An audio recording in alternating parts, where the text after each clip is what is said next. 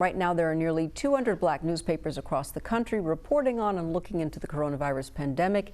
The information is vital, it is needed, but tonight many of those black newspapers are fighting to be heard and fighting for their own survival. And that's right. And joining us now tonight is the president of the National Newspaper Association's Dr. Ben Chavis. Welcome, Dr. Chavis. Thank you. It's good to be back on the Black News Channel. Greetings to both of you. Thank you so much. Can you talk about black-owned institutions? Many of these papers are family-owned and operated, passed down through 2 and 3 generations. How are they doing tonight? Well, thank you very much. We have 230 African-American-owned newspapers and media companies in the United States, and they're all struggling, but I'm pleased to report to you that the resilience of the black press is still strong. A number of our papers are over 100 years old.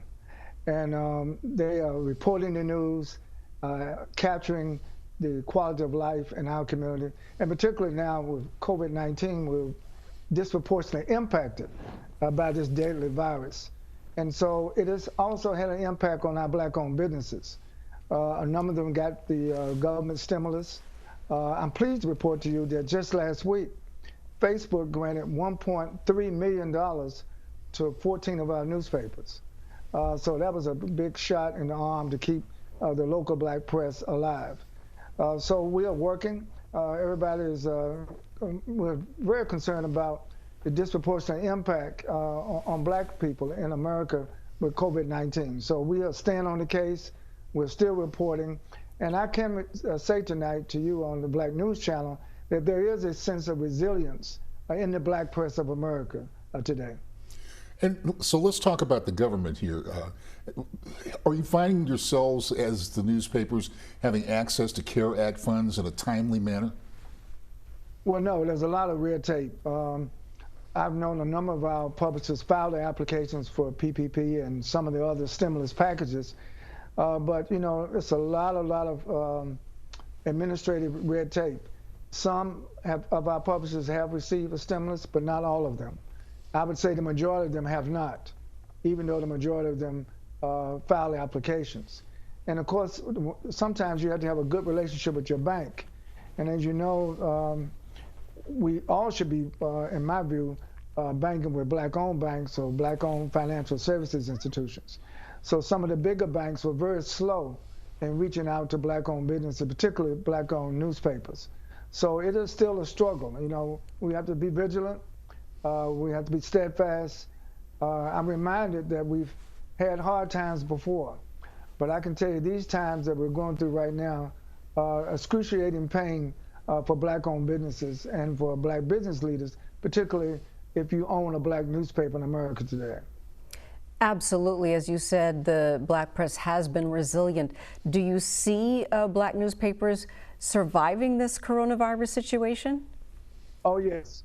Yes, we're going to come out of this coronavirus stronger. I want to report to you that we have a 20% increase in readership by black millennials.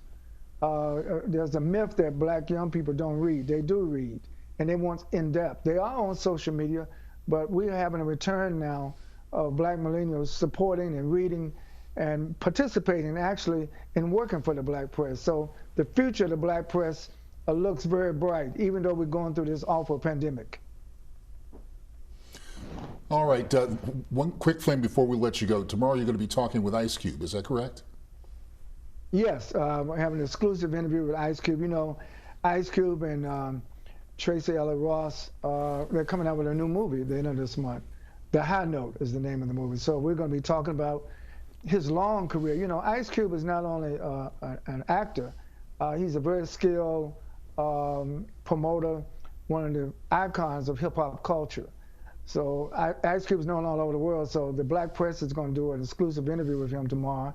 I'm on 101 live stream, and certainly we want to support him and his efforts, and he's giving back to the community in South Central Los Angeles and to Compton and other places where NRW was so, NWR was so strong.